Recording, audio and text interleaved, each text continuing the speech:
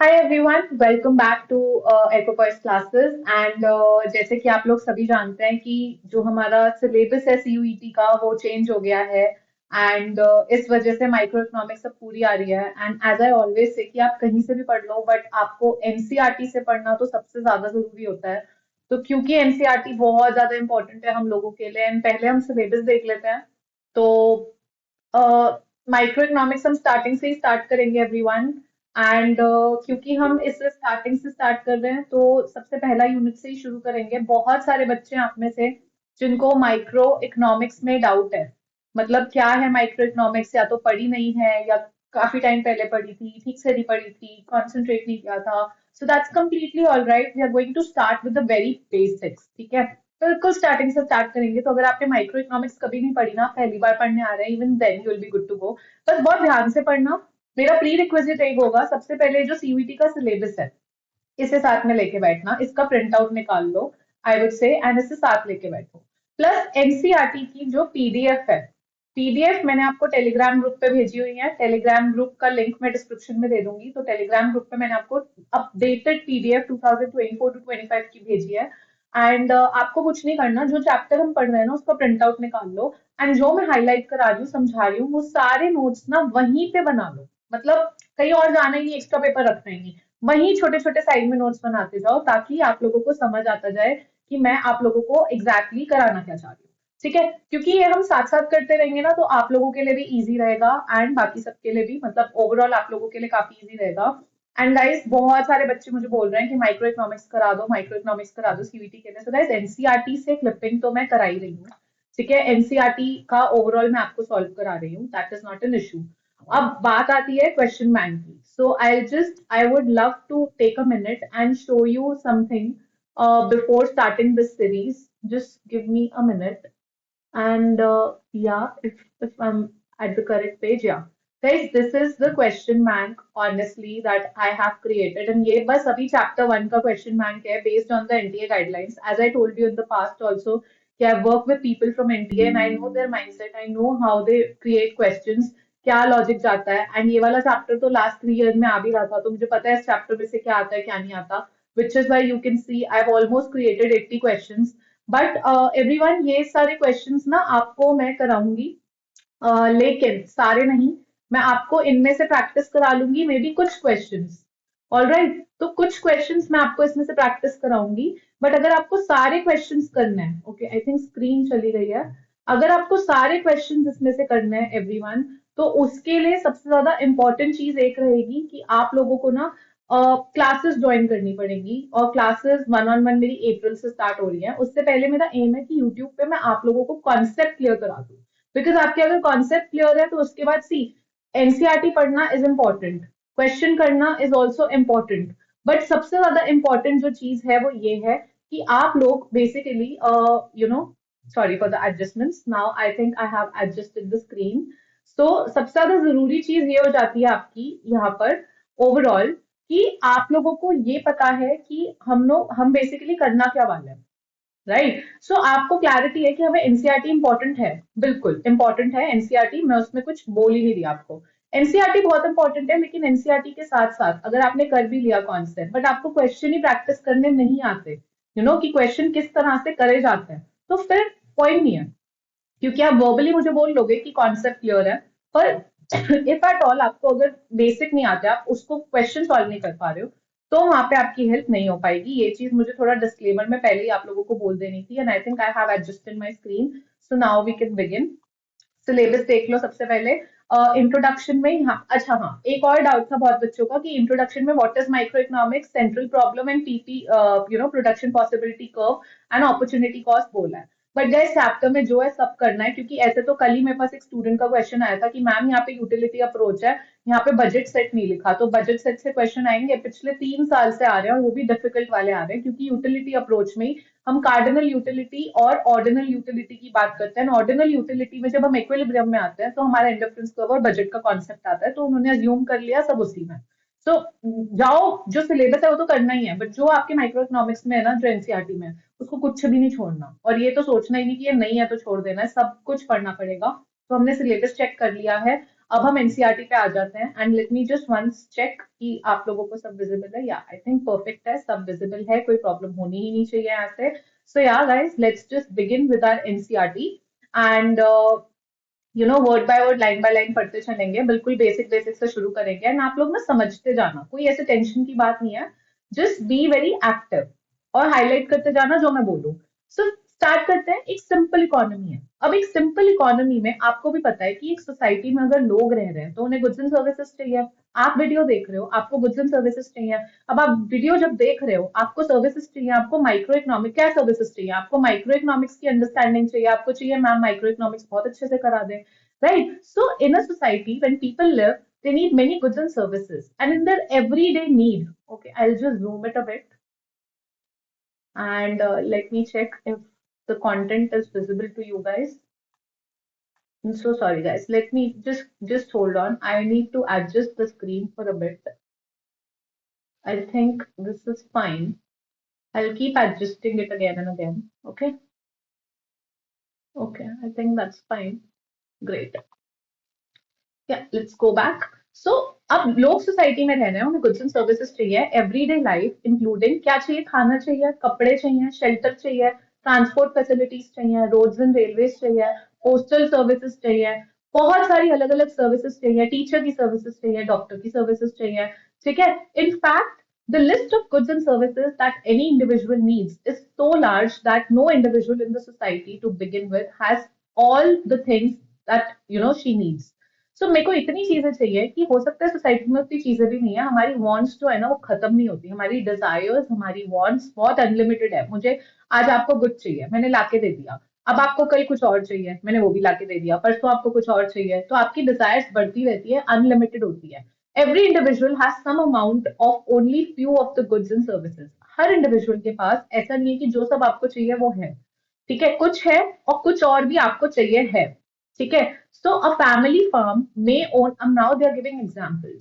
So a family farm may own plot of land, some grains, farming implements, may be a pair of bullocks and also labor services of the family members. ऐसे ही एक Weaver के पास yarn हो सकता है, cotton हो सकती है, instrument हो सकती है जो रिक्वायर है उसे वीव करने के लिए क्लोथ। तो कुछ चीजें हैं, कुछ चीजें नहीं है। वो यही बता रहे हैं कि टीचर के पास एक लोकल स्कूल में स्किल है जो वो जिस स्किल से वो बच्चों को लोकल स्कूल में पढ़ा सकते हैं। ऐसे ही हर किसी के पास कुछ ना कुछ है, वो ये समझाना चाह रहे हैं आपको। Each of these decisions making unit can okay so some others in the society may not have resources accepting their own labor services. Each of these decision making units can produce some goods or services by using the resources that it has. ठीक है। So goods and, अब उन्होंने बताया हमारे पास skill क्या है, हमारे पास resources क्या है। अब गाइस इसमें ना सबसे इंपॉर्टेंट चीज पता है क्या आ जाती है, ये जो छोटा सा पैराग्राफ आपको दिख रहा है आपकी स्क्रीन पे नीचे, बिल्कुल ये जो जो बिल्कुल छोटी छोटी लैंग्वेज में लिखा है, we tend to ignore it but we should not ignore it. Why we should not ignore it? Because पता है line by line, word by word ये पिक कर लिया जाता है और क्वेश्चन यहाँ से बन जाता है। ठीक है। क्या क्वेश्चन बनता है? लेट मी सी, स्क्रीन पे दिख रहा है आपको? आई थिंक दिख रहा है, मैंने ज्यादा जूम कर दिया, आई थिंक अब दिख रहा है। ठीक है। By goods we mean physical, okay, highlight, highlight this entire thing, guys. Highlight this entire paragraph needs to be highlighted. Entire thing needs to be highlighted. Please take a highlighter pen. वो बोल रहे हैं goods से हमारा मतलब है physical tangible objects जो use होते हैं सेटिस्फाई करने के लिए peoples wants and needs. The term good should be contrasted with the term services, which captures the intangible satisfaction. Intangible जो टच नहीं हो सकता, tangible physical जो टच हो सकता है। ठीक है। As compared to food items, अब वो एग्जाम्पल दे रहा है कि फूड आइटम और क्लोथ जो है वो एग्जाम्पल है गुड का, और डॉक्टर और टीचर की सर्विसेज जो है वो एग्जाम्पल है सर्विसेज का, क्योंकि वो इंटेंजिबल है। डॉक्टर जब आपको ठीक कर रहा है उसकी सर्विस आप टच नहीं कर सकते। मैं आपको पढ़ा रही हूँ, मेरी सर्विस जो टीचिंग की आप टच नहीं कर सकते। बाय इंडिविजुअल, अब वो ये भी बोल रहे हैं इंडिविजुअल का मतलब क्या होता है। By individual we mean an individual decision making unit. अब वो बोल रहे हैं डिसीजन मेकिंग यूनिट कौन होता है? Decision making unit can be single person, group like household, firms and any other organization. I'll show you a question on this. Okay, कि यहां से उठा लेता है क्वेश्चन, मतलब जो नीचे है फुटनोट में है, इसको हम फुटनोट कहते हैं, जो फुटनोट में है कंटेंट, वहां से क्वेश्चन उठाया जाता है। By resource we mean those goods and services which are used to produce other goods and services. तो जो रिसोर्स क्या होता है, रिसोर्स होता है कि मेरे पास अगर रिसोर्स है, मेरा स्किल, तो वो यूज हो रहा है एक नई सर्विस प्रोड्यूस करने में, जो कि है मैं आपको पढ़ा रही हूँ। तो रिसोर्स का मतलब होता है वो वाले गुड्स एंड सर्विसेज जो यूज करे जाते हैं to produce other goods and services. Example होता है जैसे रिसोर्स का लैंड, लेबर, टूल्स, मशीनरी। तो मैं अपने लेबर स्किल यूज कर रही हूँ अभी आपको ये सर्विसेज देने के लिए। ठीक है, ये क्लियर हो गया है, आई एम होपिंग क्लियर है। एंड प्लीज गाइस, ये आपका जो भी प्रीमियर चल रहा है ये वीडियो का, तो I am keeping a tab on the live chat. तो आप जो भी लिखोगे, मेरे से क्वेश्चन करोगे, मैं आंसर करती जाऊंगी। ठीक है, सो आपको भी कोई भी डाउट आ रहा है, you can put up a question and ask me. And even if you want to register for the personal one-on-one classes that are beginning from April, where I'll make you solve every question previous year का हो, इस साल के जो curated question है micro economics के, मतलब सारा ही कुछ मैं सॉल्व कराऊंगी। तो अगर आपको क्लासेस ज्वाइन करनी है, आप कमेंट में लिख सकते हो and I will contact you. Okay, so these are the resources, let's move ahead. For example, a family farm can produce corn, use part of their produce for consumption purposes and procure clothing। तो वो कह रहे हैं अगर family farm के पास land है, resources है, तो वो क्या कर सकते हैं, वो यहाँ पर ना कॉर्न प्रोड्यूस कर सकते हैं। एंड कॉर्न प्रोड्यूस करके थोड़ा सा कॉर्न जो है वो अपने कंजम्पशन में यूज कर सकते हैं। जैसे अगर सपोजिटली यहाँ 100 कॉर्न प्रोड्यूस करे उन्होंने, 100 में से उन्हें 20 ही चाहिए अपनी फैमिली की कंजम्पशन के लिए, बाकी के 80 वो मार्केट में बेच सकते हैं। उसके बदले वो अपनी बाकी गुड्स एंड सर्विसेज की नीड पूरी कर सकते हैं, जैसे क्लोथ्स प्रोक्योर कर सकते हैं, हाउस प्रोक्योर कर सकते हैं, सर्विसेज ले सकते हैं। ठीक है, तो वो यही बताना चाह रहे हैं कि मार्केट में एक्सचेंज कैसे वर्क करता है, कि अगर आपके पास कुछ है, आप उससे बनाओ। आप जैसे मेरी सर्विसेज है, मैं टीचिंग कर रही हूँ, मैं आप लोगों को पढ़ा रही हूँ, इसी तरह से मैं अपनी सर्विसेज सेल कर सकती हूँ और मैं अर्न कर सकती हूँ, ताकि मैं वो अर्न करके अमाउंट बाकी की चीजें खरीद पाऊँ। Right, that's what they are saying. Okay, the teacher can earn some money by teaching students in the school and use the money for obtaining goods and services that she wants. यही example मैंने अभी आपको दिया, right? So that's how they are giving examples first and then coming to the concept. So they're saying each individual can use her resources to fulfill her needs. It goes without saying that no individual has unlimited resources. किसी individual के पास unlimited resources नहीं होते। ऐसा नहीं होता कि मेरे पास आज मैं यहाँ पर हूँ और मेरे पास अनलिमिटेड रिसोर्सेज हैं। किसी इंडिविजुअल के पास अनलिमिटेड रिसोर्सेज नहीं होते हैं। ठीक है, हर किसी के पास जो रिसोर्सेज होते हैं उनमें कुछ ना कुछ लिमिट होती है, वो लिमिटेड होते हैं। ठीक है, that is what they are saying. Okay fine, let's move ahead, आगे बढ़ते हैं। The amount of corn that family can produce is limited by amount of resources it has। यानी जितना लैंड है, अब उतने ही तो कॉर्न प्रोड्यूस करोगे ना उस पे। अगर एक लैंड पे 100 कॉर्न प्रोड्यूस हो सकते हैं तो 100 ही हो सकते हैं। यू कैन, मतलब या तो लैंड बढ़ा दो, लैंड क्या रिसोर्स है, या तो लैंड बढ़ाओ। अगर लिमिटेड ही है लैंड, ऐसा तो नहीं पूरा मतलब एरिया ही उनका है अर्थ पे, ऐसा तो नहीं है, राइट? सो द अमाउंट, और वो भी लिमिटेड है। Okay, so the amount of goods and services that it can procure in exchange of corn is also limited।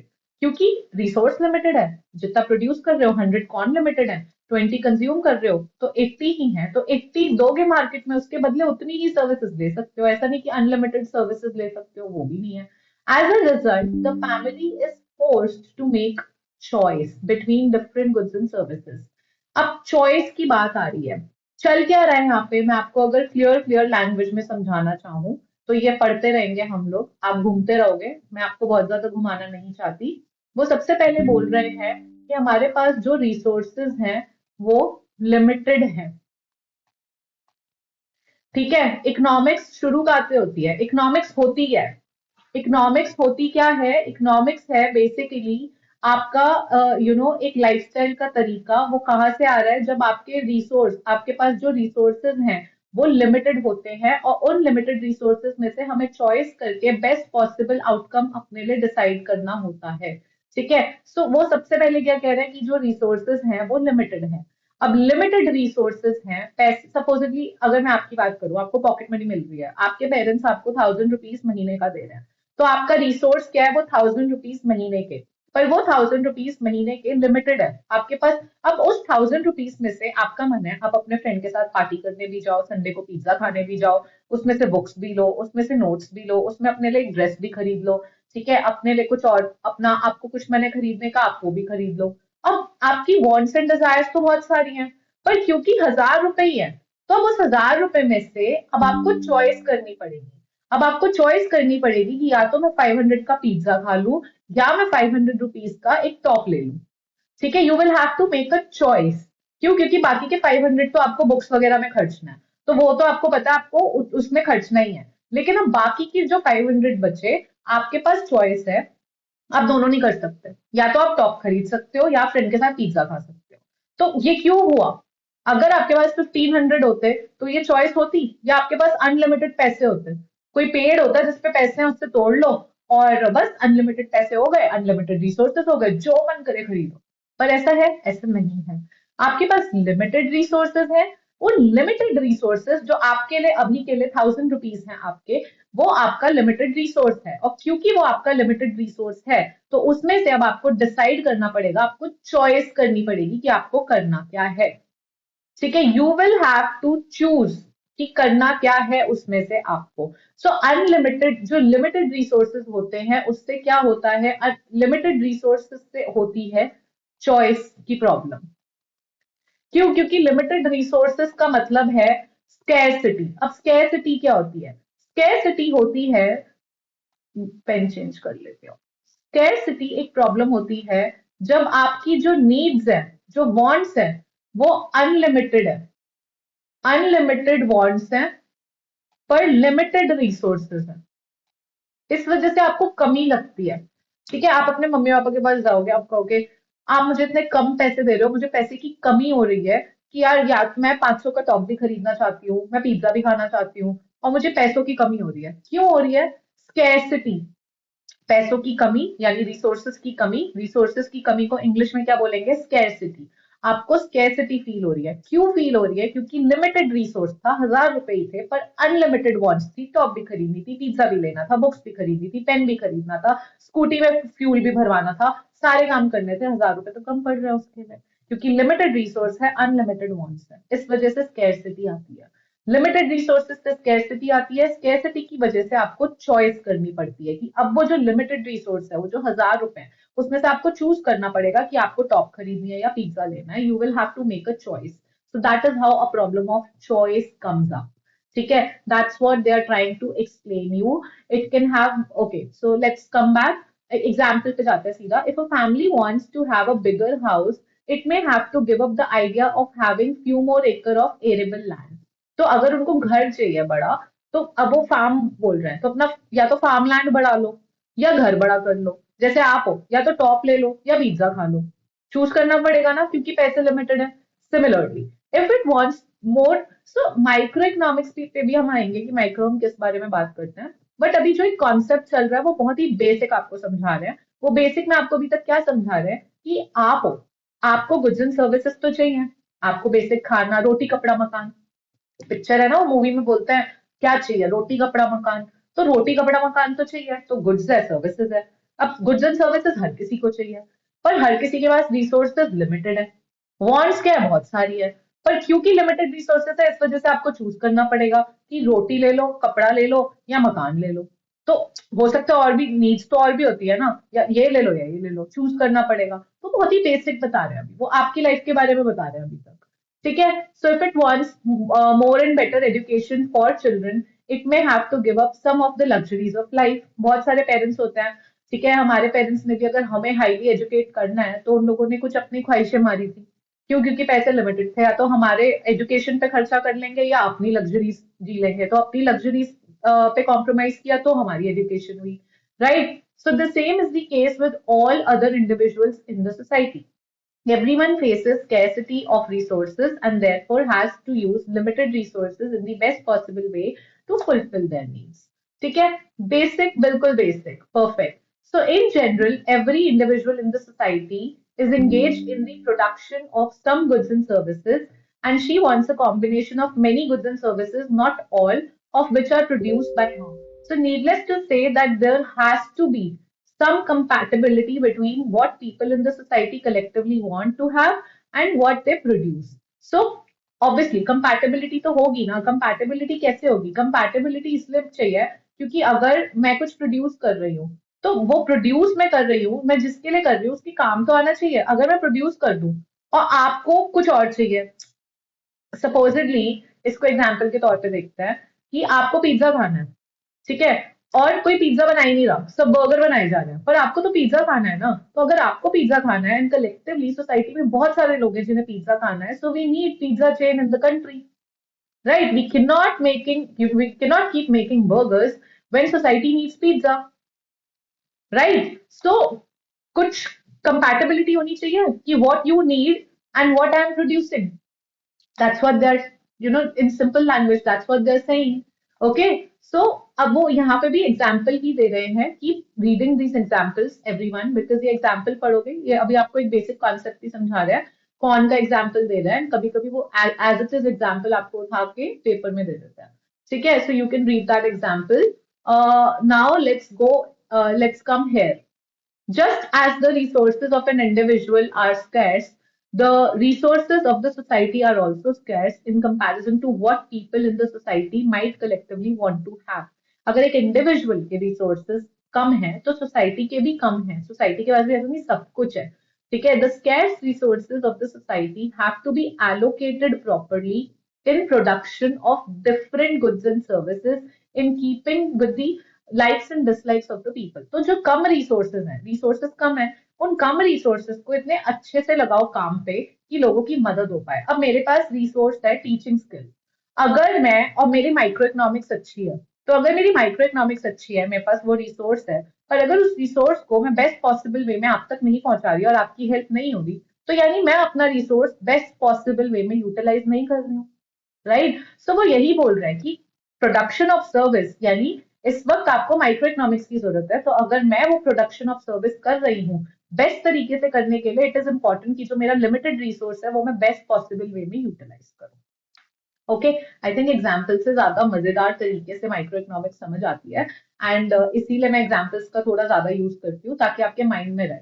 Okay, so this is important again, please highlight, any allocation of resources of the society would result in production of particular combination of different goods and services. तो कोई भी resource आप allocate करोगे, जैसे मैंने अपना teaching का resource allocate करा आपके सीयूईटी के लिए, तो उससे क्या आया, उससे कॉम्बिनेशन आया, उससे सर्विसेज निकल कर आई, टीचिंग सर्विसेज, उससे गुड निकल कर आएगा, एक किताब निकल कर आएगी, ठीक है, एक बुक निकल कर आएगी, सीयूईटी का क्वेश्चन बैंक निकल कर आएगा।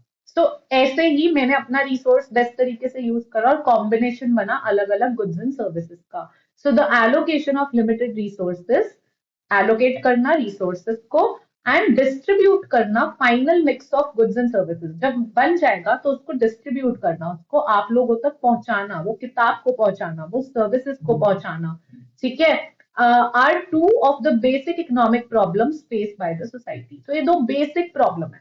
बेसिक प्रॉब्लम हर सोसाइटी की प्रॉब्लम क्या है? हर सोसाइटी की यही प्रॉब्लम है कि लोगों को चाहिए क्या, और वो लोगों तक ठीक से पहुंचाना, रिसोर्स बेस्ट यूज करके वो बनाना, फिर वो लोगों तक पहुंचाना, वो उनको डिस्ट्रीब्यूट करना, ये बेसिक प्रॉब्लम है इकोनॉमी की, ठीक है? अब in reality, any economy is much more complex compared to the society discussed above. ठीक है? In the light of what we have learned about the society, let us now discuss the fundamental concerns of the discipline of economics, some of which we shall study throughout the book. ठीक है? अब हम central problems पढ़ेंगे economy की। ये जो हमने ना एक आउटलाइन सेट करी, and guys please read that, allocation of resources के बारे में बताया, फुट नोट्स जरूर पढ़ना। तो हमने ना अभी एक बेस सेट करा है कि लोग होते हैं, लोगों को गुड्स चाहिए होता है, लोगों को सर्विसेज चाहिए होती है, फिर किस तरह की प्रॉब्लम आती है, क्या बनाना चाहिए, क्यों बनाना चाहिए, कैसे डिस्ट्रीब्यूट करना चाहिए, और यही है हमारी सेंट्रल प्रॉब्लम्स। तो अगर हम सेंट्रल प्रॉब्लम्स बात करें, तो सेंट्रल प्रॉब्लम्स में production, exchange and consumption of goods are among basic economic activity. ठीक है, बेसिक इकोनॉमिक एक्टिविटी क्या होती है? कुछ प्रोड्यूस करना, कुछ कंज्यूम करना, सर्विसेज एक्सचेंज करना, ठीक है? In the course of these basic economic activities every society has to face scarcity, ये तो हमें पता चल गया, कमी होती है रिसोर्सेज की, ठीक है, and it is the scarcity of resources जो आपकी प्रॉब्लम ऑफ चॉइस बनती है, प्रॉब्लम ऑफ चॉइस आती है आपकी। So the scarce resources of an economy have competing usages. तो वो जो रिसोर्स है मेरा, उसकी कंपीटिंग यूजेज है कि मैं आपको यूट्यूब के थ्रू पढ़ाऊं या मैं कोई ऑर्गेनाइजेशन ज्वाइन कर लूं, मैं आपको वहां से पढ़ाऊं, या हो सकता है मैं कोई स्कूल ज्वाइन कर लूं, वहां मैं उनके बच्चों को पढ़ाऊं। सो रिसोर्स तो मेरा लिमिटेड है, लेकिन उसके बेस्ट पॉसिबल यूज करना, मतलब कंपीटिंग यूजेज है, कंपटीशन है, कि स्कूल बोल रहा है हमारे यहाँ जाओ, कोई ऑर्गेनाइजेशन बोल रही है हमारे यहाँ के पढ़ा लो, या फिर मैं यूट्यूब पे पढ़ा लूं। So that's a competing usage. Okay, in other words, every society has to decide on how to use its scarce resources.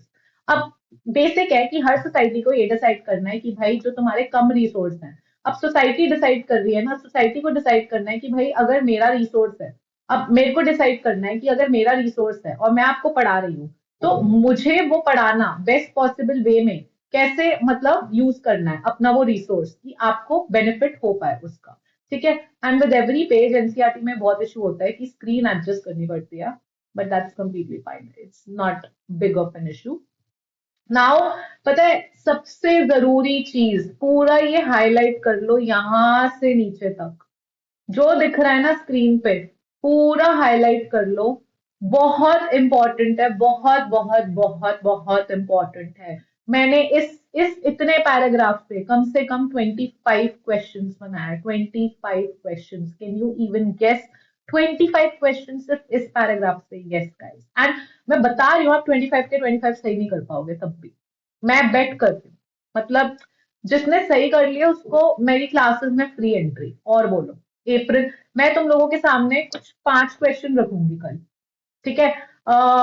I go live on YouTube and we'll discuss that when I'm coming live. I'll just give you 5 questions from this paragraph. Whosoever gets 5 on 5 right, सबसे पहले अप्रैल में उसको free entry है मेरी तरफ से, पूरी classes free है उसके लिए। They can join the batch for free, that's my gift to you. You have to read this properly, but ये कंडीशन है। ठीक है।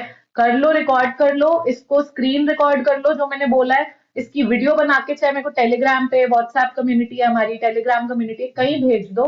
मैं बोल रही हूँ मैं फ्री क्लासेस दूंगी, तुम्हारी फ्री एंट्री हो जाएगी क्लास में, कोई टेंशन ही नहीं। मेरे को करके दिखा देना। ठीक है। That's my challenge. चलो, नाउ द थिंग इज कि एवरी ओके, सबसे पहला प्रॉब्लम होता है what to produce and in what quantities.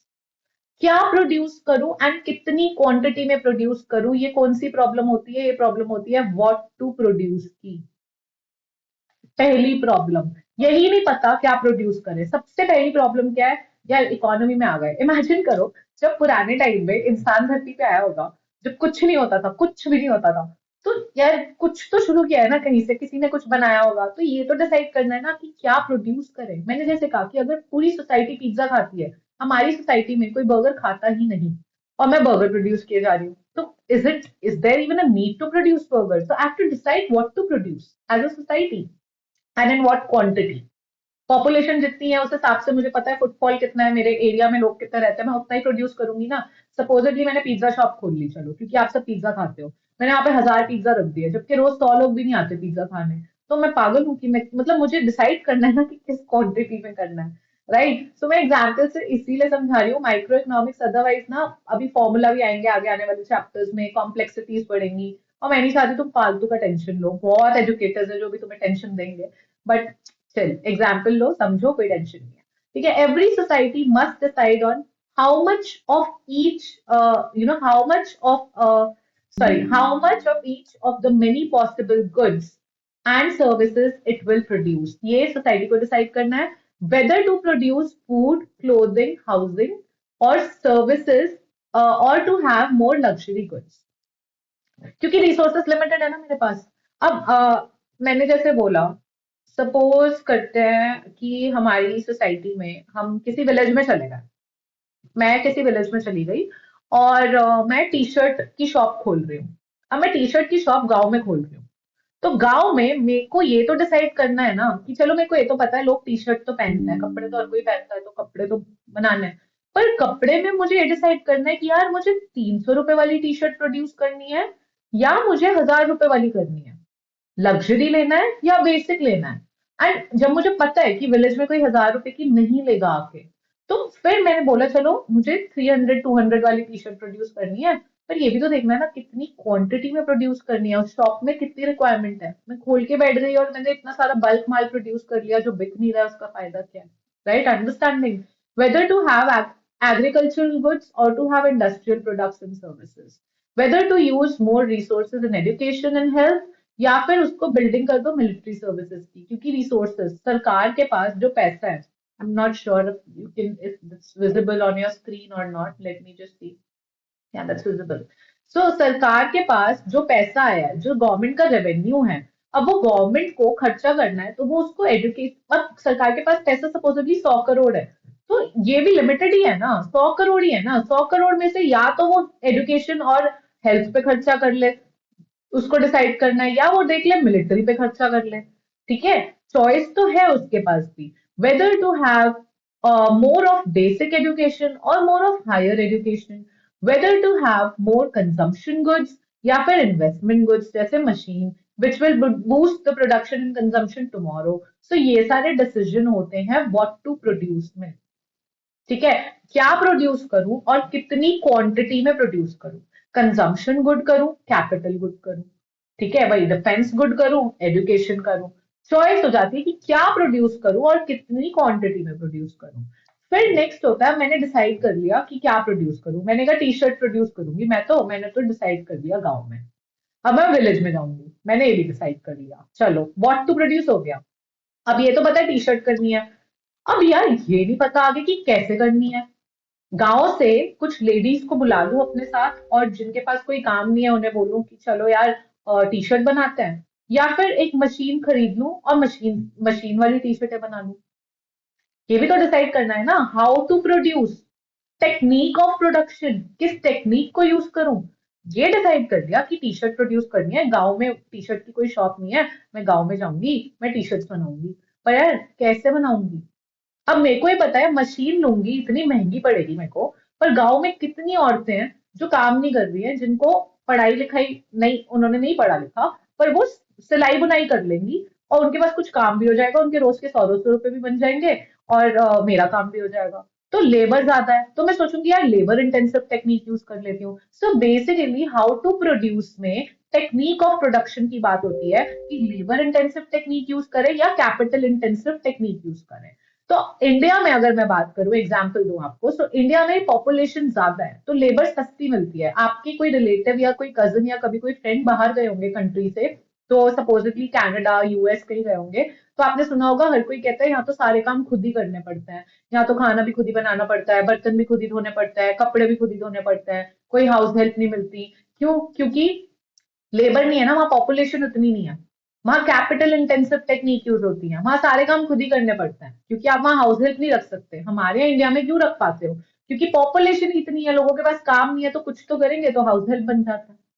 पर यूएस में नहीं कर सकते, ठीक है, कनाडा में नहीं करते होंगे लोग, मतलब बहुत महंगा होता है क्योंकि पॉपुलेशन उतनी नहीं है, तो वहाँ कैपिटल इंटेंसिव टेक्निक्स यूज होती हैं, यहाँ लेबर इंटेंसिव टेक्निक्स यूज होती हैं। So the technique of production that you have to adopt to produce something that you've decided in the first problem, what to produce। First problem was क्या produce करूं, कितनी quantity में करूं। सबसे पहली दिक्कत तो थी मेरी मेरी ये थी कि क्या प्रोड्यूस करूं और कितनी क्वांटिटी में प्रोड्यूस करूं। द मोमेंट आई डिसाइडेड कि मुझे टी शर्ट या क्या प्रोड्यूस करना है, कितनी क्वांटिटी में प्रोड्यूस करना है, जो मेरी दूसरी दिक्कत आई वो ये है कि यार डिसाइड तो कर लिया क्या प्रोड्यूस करना है, पर टेक्निक क्या यूज करूं, कैसे प्रोड्यूस करूं, टेक्निक ऑफ प्रोडक्शन। फिर मैं मतलब इंडिया में रहती हूँ, लेबर इंटेंसिव ही करती हूँ, कैपिटल और मशीन तो पता नहीं कितनी महंगी पड़ेगी मेरे को, तो ये कर लेती हूँ। अब मैंने टेक्निक भी डिसाइड कर ली, ठीक है, बोल रहा है विच अवेलेबल टेक्नोलॉजी टू अडॉप्ट, ठीक है, मैंने कर ली। अब यार प्रोड्यूस हो गई, टी शर्ट प्रोड्यूस हो गई, लेबर इंटेंसिव टेक्निक यूज करके 100 टी शर्टें प्रोड्यूस हो गई। T shirt, what to produce, T shirt, अभी के लिए एग्जाम्पल दे रही हूँ बस। व्हाट टू प्रोड्यूस, मैंने सोचा टी शर्ट प्रोड्यूस करूंगी, कितनी क्वांटिटी में, मैंने सोचा 100 यूनिट्स, 100 टी शर्ट प्रोड्यूस करूंगी। फिर कैसे प्रोड्यूस करूंगी, टेक्निक क्या लूंगी, मैंने कहा लेबर इंटेंसिव है, बहुत सारी औरतें हैं, चलो इनको भी काम मिल जाएगा, मेरा भी काम बन जाएगा, लेबर इंटेंसिव टेक्निक यूज करती हूँ। यहाँ तक आ गए। अब मैंने टी शर्टें तो प्रोड्यूस कर ली भाई, अब मैंने प्रोड्यूस करी है किन के लिए, उनमें डिस्ट्रीब्यूट भी तो करनी है, बना के शॉप पे बैठ जाऊंगी। तो ये जो अगली और फाइनल प्रॉब्लम होती है, for whom are these goods produced, किन के लिए है, जो लेबर है गांव में वो, या जो नए नए यंगस्टर्स हैं जो स्कूल में जाना चाहते हैं या जो माइग्रेट होना चाहते हैं, वो कौन है मेरी ऑडियंस, किसके लिए प्रोड्यूस किया है मैंने। So who gets how much of the good that are produced in the economy, how should the produce of the economy be distributed among the individuals in the economy? Who gets more? Who gets less? Whether or not to ensure minimum amount of consumption for everyone in the economy. Whether or not elementary education and basic healthcare services should be available freely in the economy. Thus, every economy faces problems of allocating scarce resources to production of different possible goods and services and of distributing the produced goods and services among individuals within the economy. Her society ये problem face करती है, ऐसा नहीं सिर्फ India face कर रहा है, हर country में हर society सारे ही लोग ये problem face करते हैं. The allocation of scarce resources and distribution of final goods and services are central problems of the economy. What to produce, in what quantity to produce. फिर मैंने डिसाइड कर लिया what to produce and in what quantity to produce, तो अगली problem I how to produce, technique क्या use करूं. And जैसे ही मैंने वो टेक्निक यूज करके चीज प्रोड्यूस कर ली तो मेरी फाइनल प्रॉब्लम जो आई वो ये आई कि मैंने किसके लिए प्रोड्यूस करा है, फॉर whom आर these goods produced. ठीक है, तो ये हो गया. अब आ जाते हैं ये बॉक्स पे जो कि बहुत बहुत बहुत इंपॉर्टेंट है. ठीक है, ये बॉक्स किस बारे में, ये बॉक्स है production possibility frontier. Production possibility frontier पूरे कॉन्सेप्ट को समझेंगे काफी डिटेल में. एक पेन और नोटबुक, मतलब नोटबुक तो नहीं एनसीईआरटी की लेके बैठो, पर साथ में एक A4 शीट रख लो, इसको अटैच कर देना. बट कुछ चीजें समझाऊंगी जो यहाँ पे नहीं है, पर क्वेश्चन आ जाता है. ठीक है, तो just as individual face scarcity of resources, let me see if the screen is visible. Yeah, the screen is visible. Perfect. So just as individuals face scarcity of resources, the resources of an economy as a whole are limited in comparison to what the people in the economy collectively want to have. ये statement तो हम बार बार पढ़ रहे हैं repeatedly. Correct. The scarce resources have alternate usages and every society has to decide on how much of each of the resources to use in production of different goods and services. ये भी हमने ऊपर पढ़ा है. ठीक है, in other words यानी और दूसरे शब्दों में हर सोसाइटी को ये जानना जरूरी है कि उसकी जो रिसोर्सेज है, जो लिमिटेड रिसोर्सेज है, यानी जो आपके लिमिटेड 1,000 रुपए हैं, उनको आप कैसे बेस्ट तरीके से एलोकेट करो अलग अलग गुड्स एंड सर्विसेज में, कि आपके कौन से गुड्स एंड सर्विसेज इंपॉर्टेंट है, उससे क्या लोगे आप. ठीक है, लेकिन अभी हम कंज्यूमर की बात नहीं कर रहे, अभी हम कंज्यूमर की बात नहीं कर रहे, अभी हम प्रोड्यूसर की बात कर रहे हैं, अभी हम प्रोडक्शन की बात कर रहे हैं, अभी हम पहली इकोनॉमिक एक्टिविटी जो कि कुछ प्रोड्यूस करना है उसकी बात कर रहे हैं. तो इवन एक प्रोड्यूसर को डिसाइड करना पड़ता है कि उसके पास, अगर मैं टी शर्ट की प्रोड्यूसर बन गई, अब मेरे पास लिमिटेड कॉटन है, लिमिटेड यार्न है, लिमिटेड लेबर है, लिमिटेड लैंड है, ये सारे लिमिटेड रिसोर्सेज हैं. तो यार मुझे भी तो डिसाइड करना है ना कि वो लिमिटेड चीजें मैं बेस्ट तरीके से कैसे यूज करूं, कि उससे टी शर्ट बनाऊं, कौन से ब्रांड, मतलब कितने कलर की कौन सी बनाऊं, ये सारी चीजें मुझे डिसाइड करनी है. Right. So an allocation of scarce resource of the economy gives rise to particular combination of different goods and services. So given the total amount and thereby achieving different mixes of all possible goods and services. So basically the collection of all possible combination of goods and services that can be produced from a given amount of resources and given stock of technological knowledge is called as production possibility set.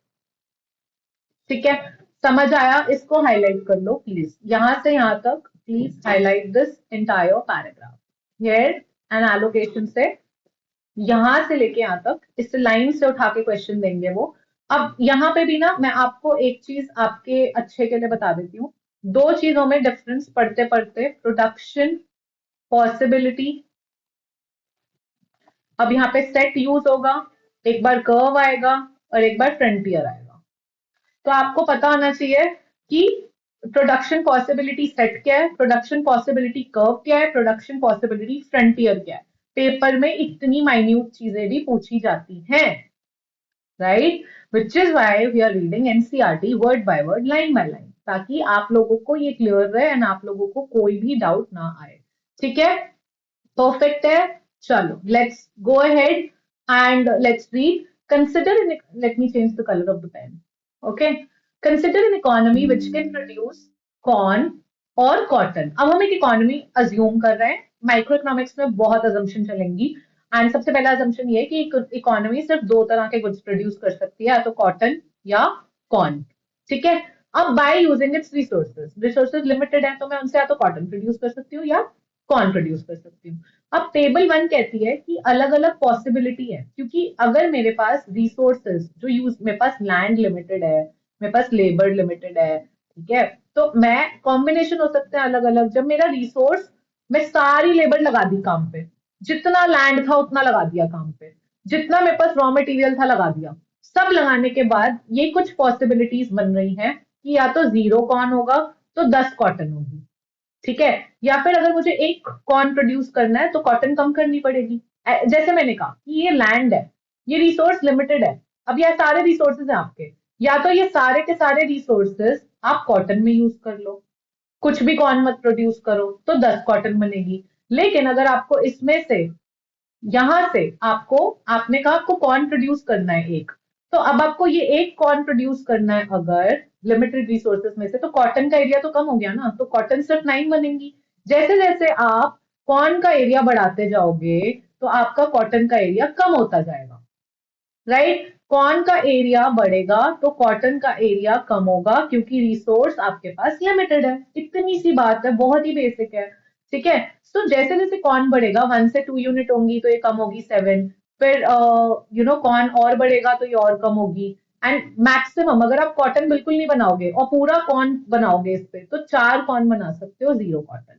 ये अलग अलग combination है जब आपके सारे resources fully exhausted है, यानी fully utilise है, आपने जितने भी रिसोर्सेस थे आपके उनको फुल्ली यूटिलाइज कर लिया, सारा लैंड, सारा लेबर, सारा इनपुट सब आपने लगा दिया। उसके बाद आप क्या पॉसिबिलिटीज कॉम्बिनेशन अलग अलग बन रहे हैं, हम उनकी बात कर रहे हैं, ठीक है।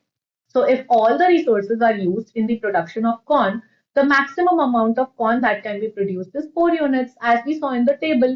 ठीक है, तो जो टेबल आपने देखी ना गाइस, ये टेबल जो आपने देखी ना, इसको हम प्रोडक्शन पॉसिबिलिटी सेट बोलते हैं।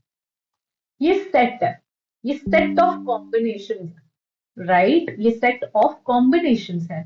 Okay, if all the resources are used in the production of cotton at most, then 10 units of cotton can be produced, right. अगर सारा रिसोर्स कॉटन में लगा दोगे तो 10 कॉटन होंगी। ओके, तो अब क्या हो रहा है यहाँ पे, the economy can also produce unit of corn, 1 unit of corn, combination बता रहा है, and 9 unit of cotton, basically set बता रहा है आपको जो हमने देखा। So there can be many other possibilities. The figure illustrate the production possibility of the economy. अब वही जो हमने सेट देखा था, यहाँ पे आपने जो टेबल देखी थी, इसी टेबल को हम कन्वर्ट करेंगे किस चीज में, इसी टेबल को हम कन्वर्ट करेंगे into a graph. Okay, we will convert it into a graph and I am willing to find a place. ठीक है, so hold on, let me zoom this. Let me see. Erase all this. मैं आपको यहीं पे बिना बिना नीचे का ग्राफ दिखाए मैं आपके साथ ग्राफ बनाती हूँ, ताकि आप लोगों को कोई इश्यू ना हो एंड ये चीज ना समझ अच्छे से आए, बिकॉज ये कॉन्सेप्ट समझना बहुत जरूरी है। प्रोडक्शन पॉसिबिलिटी कर्व का कॉन्सेप्ट समझना बहुत बहुत इंपॉर्टेंट है, ठीक है। आई थिंक स्क्रीन पे विजिबल है, ये कॉम्बिनेशन है, ठीक है। अब मैं यहाँ पे आपको दिखा रही हूँ, ये है एक्स एक्सिस, ये है वाई एक्सिस, ठीक है। यहाँ पे हम ले लेते हैं कॉटन, इन्होंने क्या लिया है बस उतना देख लेते हैं ग्राफ में। ओके, कॉटन इन्होंने वाई एक्सिस पे लिया है, तो हम भी वाई ले लेते हैं ताकि आपको कंफ्यूजन ना हो। मैं फालतू में अभी पैसे ही माइक्रो करना है, मैं कंफ्यूजन नहीं बढ़ाऊंगी, ठीक है। एक्स है आपका कॉर्न, एक्स एक्सिस, हमेशा एक्सिस पे क्या है वो पता होना चाहिए, वाई पे है कॉटन, ठीक है। अब मैं अलग अलग कॉम्बिनेशन मार्क कर रही हूँ। अगर ये 0 है, यानी कॉटन 0 है, तो कॉर्न कितनी प्रोड्यूस हो सकती है, कॉर्न प्रोड्यूस हो सकती है टोटल 4। और अगर कॉर्न 0 है तो मैक्सिमम कॉटन कितनी प्रोड्यूस हो सकती है, 10, टेबल में है 10। ये वाला कॉम्बिनेशन मार्क करा है मैंने, एंड ये वाला कॉम्बिनेशन मार्क करा है। ये कॉम्बिनेशन कौन सा है यहाँ पे, ये पॉइंट क्या है, ये पॉइंट है आपका ई। ये पॉइंट कौन सा है यहाँ पे, ये है ए, ठीक है। ये हो गया।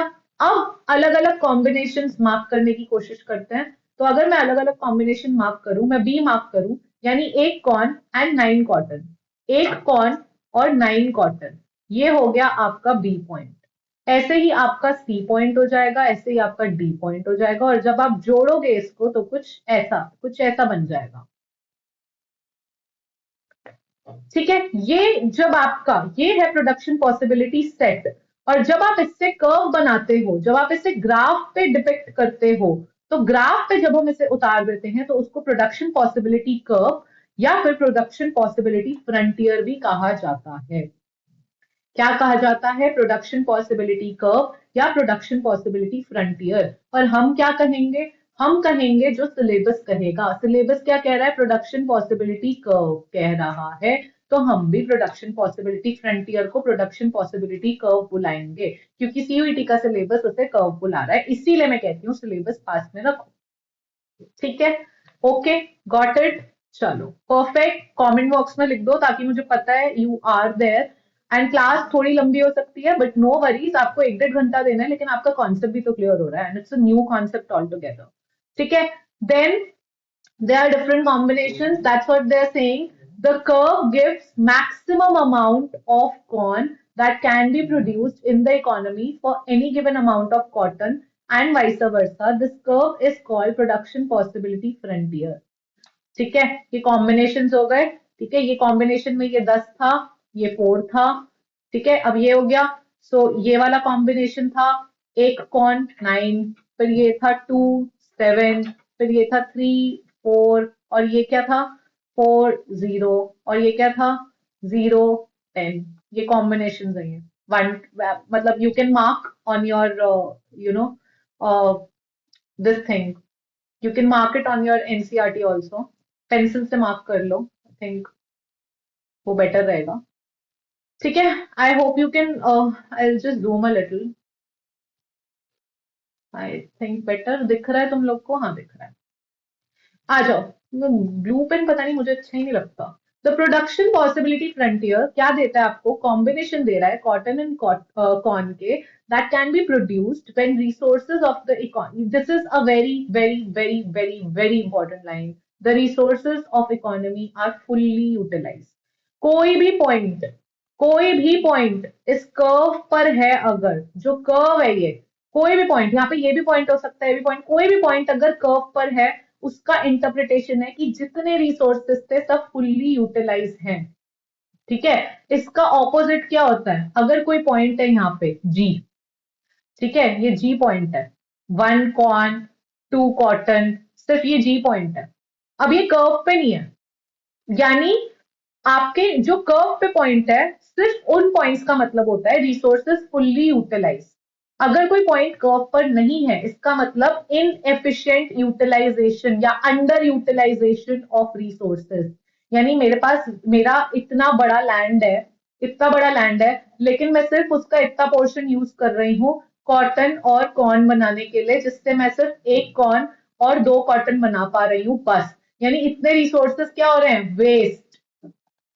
और मुझे वेस्ट करना है, इसका मतलब क्या है? Under utilisation. So any point under the graph, under the curve, curve के अंडर है ये, अंदर अंडर, हिंदी में अंदर, इंग्लिश में अंडर, वैसे ही समझ लो any point. This is funny for me, but you get the point, right? कि any point that is under the graph is depicting underutilization of resources. Typical language में कोई भी point curve के अंदर है, इसका मतलब resources underutilized है, अंदर अंदर, just take that away. Okay, so I think that won't be a problem. Some people say inefficient utilization, underutilization of resources. Resources basically are not completely utilized, अपने potential पे waste हो रहे हैं यहाँ पे इतने सारे resources, ठीक है, उतनी बात है। Okay, got it? Now, note that a point lying strictly below the production possibility frontier represents a combination of corn and cotton that will be produced when all or some of the resources uh, are underemployed or utilized in wasteful manner. बता दिया है तो मैंने, चलो। अब if more of scarce resource are used in the production of corn, less resource are available for production of cotton. Resource तो limited है, वो गोला देखा ना हमने, सर्कल बनाया, लैंड तो लिमिटेड है, तो या तो पूरी कॉटन बना लो उस सर्कल की, या अगर जैसे जैसे उस सर्कल में से कॉर्न को देते जाओगे एरिया, तो कॉटन का एरिया कम होता जाएगा, क्योंकि रिसोर्सेज लिमिटेड है। So the more resources you use for cotton, the less resources will be available for corn. Simple English, okay? So therefore, if we want to have more of one of the good, we will have to have less of the other good. ठीक है, and thus there is always a cost of having little more one good in terms of amount of other good that has to be forgone. अब मैं इस वक्त आपको बैठ के यहाँ पे पढ़ा रही हूँ, अगर मैं यहाँ नहीं पढ़ा रही होती, यहाँ पढ़ाने मेरा टाइम तो लिमिटेड है ना। अब जो टाइम मैं आपको पढ़ा रही हूँ, मेरे पास वो टाइम लिमिटेड है, वो 1 घंटा ही है। वो 1 घंटे में या तो मैं आपको आके पढ़ा देती, ठीक है। अब आपको आके पढ़ाने के लिए मुझे क्या छोड़ के आना पड़ा, ठीक है। मेरे को मे बी मैं क्वेश्चन बैंक बना रही थी, वो काम छोड़ना पड़ा मुझे क्योंकि मुझे आपको पढ़ाना है, ठीक है। सो आपको पढ़ाने के लिए जो नेक्स्ट बेस्ट ऑल्टरनेटिव फोरगोन, यानी जो मैं नेक्स्ट बेस्ट चीज करती, वो आपको कराने की, आपको पढ़ाने की अपॉर्चुनिटी कॉस्ट है मेरी। आप मेरी वीडियो देख रहे हो इस वक्त, तो आपको कमेंट करना है कि आप मेरी वीडियो जो इस वक्त देख रहे हो, अगर आप ये वीडियो नहीं देख रहे होते तो आप क्या कर रहे होते। वो आपकी अपॉर्चुनिटी कॉस्ट है आज ये वीडियो या क्लास अटेंड करने की। आप मेरे साथ माइक्रो इकोनॉमिक्स की चैप्टर 1 की इंट्रोडक्शन की क्लास अटेंड कर रहे हो एनसीईआरटी की, तो आपकी आज ये क्लास अटेंड करने की अपॉर्चुनिटी कॉस्ट क्या है, आपको कमेंट में लिखनी है कि अगर आप अभी ये क्लास नहीं देख रहे होते तो आप क्या कर रहे होते। नेक्स्ट बेस्ट चीज जो आप कर रहे होते वही आपकी अपॉर्चुनिटी कॉस्ट है क्लास अटेंड करने की, राइट। जब आप आज अपने पेरेंट्स के साथ बैठो तो उनसे पूछना कि आप मेरे साथ अभी यहाँ बैठे हो, उसकी अपॉर्चुनिटी कॉस्ट क्या है, कि अगर आप मेरे साथ यहाँ ना बैठे होते अभी तो आप क्या कर रहे होते, वही आपकी अपॉर्चुनिटी कॉस्ट है। That simple. ओके, क्वेश्चन आते हैं इससे बहुत फनी फनी कि एक पर्सन है, उसको बैडमिंटन खेलना पसंद है, सबसे ज्यादा पसंद उसे बैडमिंटन खेलना है, उसके बाद उसे टीवी देखना पसंद है। टीवी देखने के बाद अगर वो टीवी भी ना देख, बैडमिंटन खेल, सबसे पहले बैडमिंटन खेलना पसंद है, बैडमिंटन ना खेलने को मिले तो टीवी देखना पसंद है, टीवी ना देखने को मिले तो उसे वॉक करना पसंद है। तो बोल लेते हैं टीवी देखने की अपॉर्चुनिटी कॉस्ट क्या है। टीवी अगर देख रहा है, इसका मतलब अगर टीवी ना देख रहा होता तो क्या कर रहा होता। पहला तो छोड़ दो, वो तो होगा ही नहीं। तो टीवी देखने की अपॉर्चुनिटी कॉस्ट क्या है कि टीवी ना देखता तो वॉक करने जाता, तो वॉकिंग टीवी। ऐसे ही बैडमिंटन खेलने की अपॉर्चुनिटी कॉस्ट क्या है, बैडमिंटन नहीं खेल रहा होता तो टीवी देख रहा होता। तो that's how question pops up. Okay, I make you practice the questions, but you have to comment कि अभी क्लास अटेंड करने की अपॉर्चुनिटी कॉस्ट क्या है। मेरी तो ये है कि मेरी अपॉर्चुनिटी इस वक्त आपको क्लास देने की, कि अगर मैं क्लास नहीं दे रही होती तो नेक्स्ट बेस्ट चीज मैं भी क्वेश्चन बैंक क्रिएट कर रही होती आपके लिए। मैंने पहले चैप्टर का कर लिया है, there are 80 questions that I have created, for which you will have to join personal classes. I'll make you practice some of the questions, but not 80 on 80. वो मैंने अपने बैच स्टूडेंट्स के लिए रखा है क्योंकि एट द एंड उन्हें कुछ एडवांटेज होना चाहिए वन ऑन वन क्लासेस का। बट या, okay, coming back to this thing, this is known as opportunity cost, the amount of the other good that has to be foregone, the next best alternative foregone. ये opportunity cost होती है of an additional unit of goods, ठीक है। इसे हम opportunity cost कहते हैं। लेकिन अब इस चैप्टर में कुछ ऐसी चीजें हैं जो एनसीईआरटी में नहीं है, जो क्वेश्चन में आने के चांस, जो सीयूईटी में आने के चांसेस हैं, वो मैं आपको भी कराऊंगी, ठीक है। Every economy has to choose one of the many possibilities that it has, because मेरा टाइम लिमिटेड है ना। मैं, आप 1 घंटे में सब कुछ कर सकते हो जो आप चाहते हो, नहीं कर सकते। आप कहीं ट्रिप पे जाते हो 1 दिन के लिए, आप बहुत सारी जगह जाना चाहते हो, बट आपको शॉर्टलिस्ट करना पड़ता है ना। वो आपने ये जवानी है दीवानी देखी है, उसमें जब बनी ये भी करना चाहता है वो भी करना चाहता है और नैना वो फेंक देती है पेपर एंड कहती है जाओ वहां का मजा लो, क्योंकि आप सब कुछ नहीं कर सकते। I think that's the beauty and that is opportunity cost. तो जहां हो वहां का मजा लो, क्योंकि आप सब कुछ नहीं कर सकते, सारी चीजों के पीछे नहीं भाग सकते, एंड यही अपॉर्चुनिटी कॉस्ट होती है। तो yeah, they've linked it with the movie. So if you want to understand opportunity cost, go and watch movie. Not right now, okay, but see, movies में भी economic concepts होते हैं, that's how we relate to it, right? So okay, perfect है, चलो आगे बढ़ते हैं। Note, this concept of opportunity cost is applicable to an individual as well as society. Society की भी opportunity cost होती है, ठीक है। The concept is very important and is widely used in economics. Because of its importance in economics, sometimes this is see, यहाँ दिया है। अब ना कहीं से उठा के पूछ लेगा कि opportunity cost, economic cost, देख रहे हो कितना छोटा लिखा है, मतलब मैं तो skip ही कर रही थी। और फिर क्वेश्चन आ जाता है कि opportunity cost is also called as dash, या एक क्वेश्चन आ जाएगा the value of next best alternative forgone is called, option में होगा opportunity cost, economic cost, both A and B, none of A and B, none of the above, and आप opportunity cost tick करके आ जाओगे, जबकि it is actually both A and B, क्योंकि opportunity cost को economic cost भी कहते हैं। समझे कैसे आते हैं क्वेश्चन? यही कराती हूँ मैं, जब मुझसे वन ऑन वन क्लासेस लोगे ना अप्रैल में, आप में से जो भी आएंगे, क्लासेस में, so you will get to understand कि how questions are created, what is the mindset of the examiner, and that's how we need to prepare. Okay, so the preparation has to be very, very, very critical, and that's how we are going to prepare. Okay, so organization of economic activity, थोड़ा ही बचा है वैसे तो I think we should just cover this chapter entirely. हाँ, कर लेते हैं, खत्म कर लेते हैं आज. ठीक है, चलो थोड़ा फटाफट जाएंगे. एंड फिर कल मैं आपको ना प्रोडक्शन पॉसिबिलिटी कर्व पे एक डेडिकेटेड वीडियो कल कराऊंगी, जिसमें मैं आपको बेसिक कॉन्सेप्ट समझाऊंगी. तो कल ये इसी का एक्सटेंशन होगा, इसी चैप्टर का एक्सटेंशन होगा कल, लेकिन एनसीईआरटी से नहीं होगा वो. उसका रीजन है कि कुछ क्वेश्चन आ सकते हैं. मेरे को आपको पीपीएफ कैसे बनता है, उसके स्लोप को हम मार्जिन और अपॉर्चुनिटी कॉस्ट कहते हैं, वो इंक्रीजिंग होता है. स्लोप का मतलब क्या होता है, पीपीएफ में शिफ्ट कब होता है, पीपीएफ में रोटेशन कब होती है, एक एक्सिस पे कब होती है, दोनों एक्सिस पे कब होती है, ये सब मुझे आपको कल कराना है. तो ये चैप्टर से ही कनेक्टेड है, and I would want to finish this up with the chapter itself. So if you like that, yes कर दो अगर आपको वो चाहिए. अगर आप यस नहीं करोगे कमेंट में, तो फिर मैं नेक्स्ट चैप्टर पे आ जाऊंगी एनसीईआरटी के. तो आप बताओ आपको क्या चाहिए. ठीक है, so I am doing this all for you guys अभी तो entirely. सो बेटर है तुम लोग खुद ही बता दो तुम्हें क्या चाहिए. चलो, ऑर्गेनाइजेशन ऑफ इकोनॉमिक एक्ट, कल पीपीएफ दोबारा कराऊं. सो कमेंट में आपको लिखना है कि पीपीएफ, अगर आप चाहते हो कि ये पीपीएफ का ओवरऑल कॉन्सेप्ट जो एनसीईआरटी में भी नहीं है वो पूरा डिटेल में मैं आपको समझाऊं जहां से क्वेश्चन आते हैं. तो if you want that, you need to type in the comment box PPF. जितने लोग पीपीएफ टाइप करेंगे उतना मुझे समझ आएगा कि यू नीड पीपीएफ का कॉन्सेप्ट. ओके, चलो. Basic problems that can be solved either by free interaction of individuals pursuing their own objectives, as is done in the market or in the planned manner by some central authorities like government. So, economy में हम basic समझ लो, दो तरह की बात करेंगे. Centrally planned economy होती है या मिक्स्ड इकोनॉमी होती है. सेंट्रली प्लान्ड इकोनॉमी होती है जहां पे सारे डिसीजन गवर्नमेंट ले रही होती है. मिक्स्ड इकोनॉमी होती है जहां पे गवर्नमेंट भी लेती है, प्राइवेट सेक्टर भी लेता है. Demand and supply. Market economy मतलब मार्केट, मार्केट के हिसाब से प्राइस डिटरमिन होता है, डिमांड एंड सप्लाई के हिसाब से होता है. यानी अगर जैसे सपोजिटली गवर्नमेंट डिसाइड कर रही है, सेंट्रल प्लान कर रही है, तो आपको पिज्जा भी खाना है पर सरकार कह रही है नहीं तुम्हें बर्गर ही खाना पड़ेगा, हम तो बर्गर ही प्रोड्यूस करेंगे. तो जब पिज्जा मिल ही नहीं रहा होगा, तुम बेचारे भी बर्गर खा के काम चला लोगे.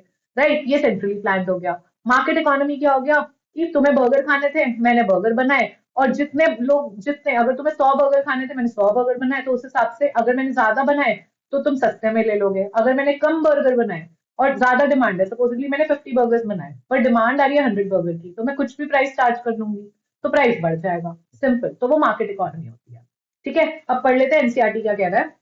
In centrally planned economy, the government of or the central authority plans all the important activities in the economy.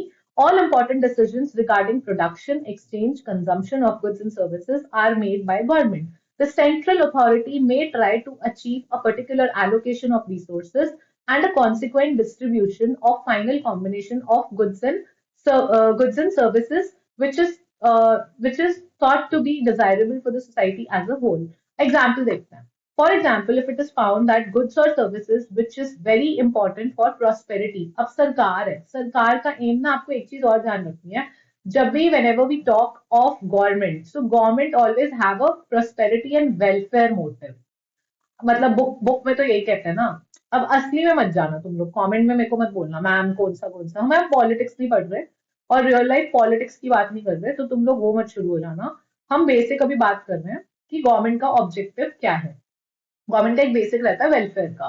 तो अगर सरकार को पता है कि वेलबींग है सोसाइटी की, एग्जाम्पल है कि एजुकेशन और हेल्थ सर्विस ना प्रोड्यूस नहीं हो रही है एडिक्वेट अमाउंट में, और चाहिए इंडिविजुअल को, तो गवर्नमेंट ना ट्राई करेगी इंडिविजुअल को इंड्यूस करने का कि यार तुम लोग और प्रोड्यूस करो services, health care services, education services. जैसे कोविड के टाइम हुआ था, कोविड के टाइम डिमांड ज्यादा हो गई थी पर हमें फील हुआ कि हेल्थ केयर सर्विसेज इनएडिक्वेट पड़ गई थी, तो सरकार ने फटाफट फटाफट फटाफट कैंप्स खोले, हॉस्पिटल्स बनाए, जल्दी जल्दी जल्दी जल्दी रिसोर्सेज लाए, लोगों को बोला कि आप और करो. ठीक है, बहुत सारे लोग अपने आप ही जो कपड़े बनाते थे, अब उस टाइम कपड़ों की डिमांड तो कम हो गई पर उनके पास कपड़ों की कटिंग पड़ी है, तो उन्होंने उसी से मास्क बनाने शुरू कर दिए कपड़ों के. तो बहुत सारे लोगों ने सर्विसेज उस वक्त दी. ठीक है, so in a different context, if some people in the economy get so little a share of final mix of goods and services produced in the economy that the survival is at stake, then the central authority may intervene and try to achieve an equitable distribution. वो ये कह रहा है, देखो NCERT ना इसीलिए मजेदार होती है, घुमा के बोल देती है, बात सिंपल ही बोल रही है।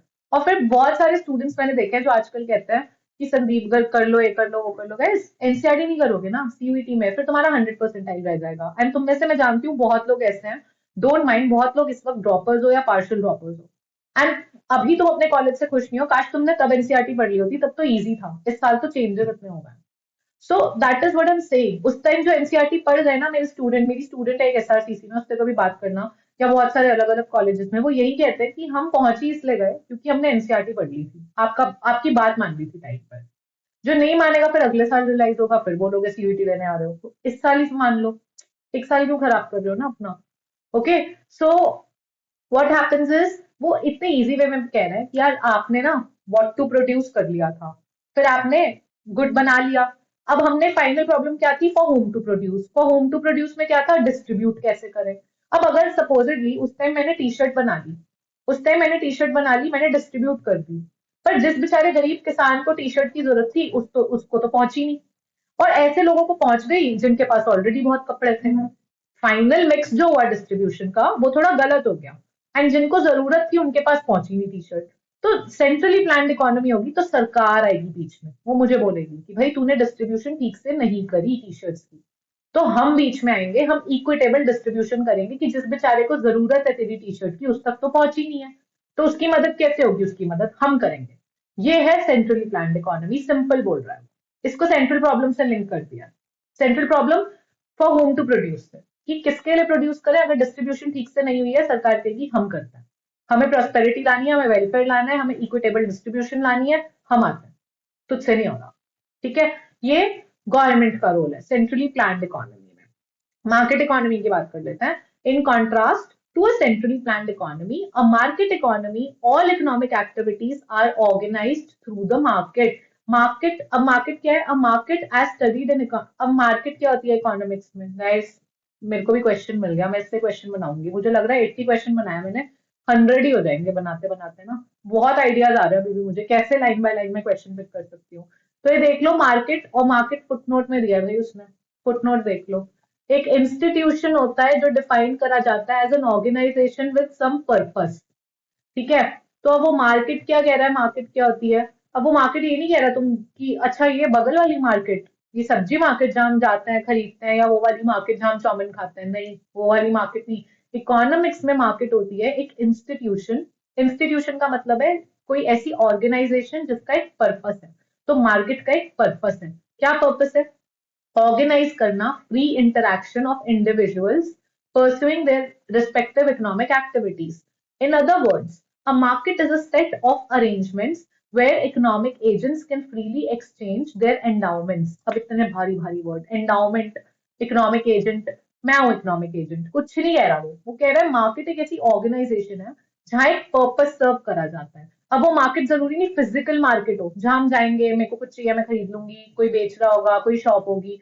हो सकता है मार्केट ऑनलाइन मार्केट हो, Amazon मार्केट प्लेस है, ऑनलाइन मार्केट ब्लिंकिट है, ठीक है, स्विगी है, जेप्टो है, all these are market, may not be in physical terms. छू सकते हो मतलब जेप्टो की ऐप छू सकते हो, जेप्टो को छू सकते हो मार्केट को, आप बस ऑर्डर कर देते हो आ जाता है ना कहीं से, है तो मार्केट ही। आपने कुछ डिमांड करा, मैं इकोनॉमिक एजेंट हूँ, आप इकोनॉमिक एजेंट हो। आज अगर आप ब्लिंकिट, स्विगी, इंस्टामार्ट या कहीं से कुछ ऑर्डर करते हो, आप मार्केट से ऑर्डर कर रहे हो, वो भी एक मार्केट है। वो मार्केट क्यों है, क्योंकि उसका पर्पस है कि आप जैसा इकोनॉमिक एजेंट आए जिसको किसी चीज की रिक्वायरमेंट है, ऐसी कोई और इकोनॉमिक एजेंट जिसको चाहिए उसका सामान बिके वो भी आए, वो वहां पे अपने आप को रजिस्टर करे, वो वहां पे अपने आप को लिस्ट करे, फिर उसका सामान आप खरीद पाओ। शार्क टैंक देखते हो आजकल, चलो उसका एग्जाम्पल भी दूंगी बाद में, बट या आजकल मत देखना, अभी टाइम नहीं है तुम लोग के पास, एपिसोड्स बाद में देखना। ठीक है, सो अब बेसिकली क्या है, इकोनॉमिक एजेंट कौन हुए, आप और मैं। ठीक है, can freely exchange there endowment. अब आप कुछ सेल करने आए हो, ठीक है, शार्क टैंक पे डील मिल गई एक ब्रांड को, उसने अपने आप को ब्लिंकिट पे रजिस्टर कर लिया, वो कह रहा है मैं ब्लिंकिट पे बेचूंगा, बोलता है ना वहां पे कि अभी तक आप इसमें क्यों नहीं उतरे, किसी भी खाने पीने के सामान को बोल देते हैं कि अभी तक आप ब्लिंकिट पे क्यों नहीं आए, स्विगी पे क्यों नहीं आए। तो वो कहता चलो आपने फंडिंग दे दी मैं उतर रहा हूँ, क्या है एंडाउमेंट लेकर आ रहा है अपनी अपना सामान। एंडाउमेंट को सिंपल लैंग्वेज में समझो, इकोनॉमिक एजेंट आया कोई अपना सामान लेके, उसके पास दूध के पैकेट है, इनोवेट करके दूध निकाला है उसने, वो कह रहा है कि मैं दूध बेचने आया हूँ, अपनी इंडाउमेंट लाया, मैं आई हूँ पैसे लेके, मुझे दूध खरीदना है, मैं अपनी एंडाउमेंट लाई हूँ। ठीक है, तो it is important to note that term market as used in economics is quite different from common sense understanding of market. Common sense understanding क्या है? बाजार जा रहे हैं, चलो सब्जी लेके आते हैं, चलो चाउमीन लेके आते हैं, चलो कुछ लेके आते हैं, वो वो आपकी कॉमन अंडरस्टैंडिंग है, बट कॉमन सेंस अंडरस्टैंडिंग से ज्यादा होती है मार्केट इकोनॉमिक सेंस में।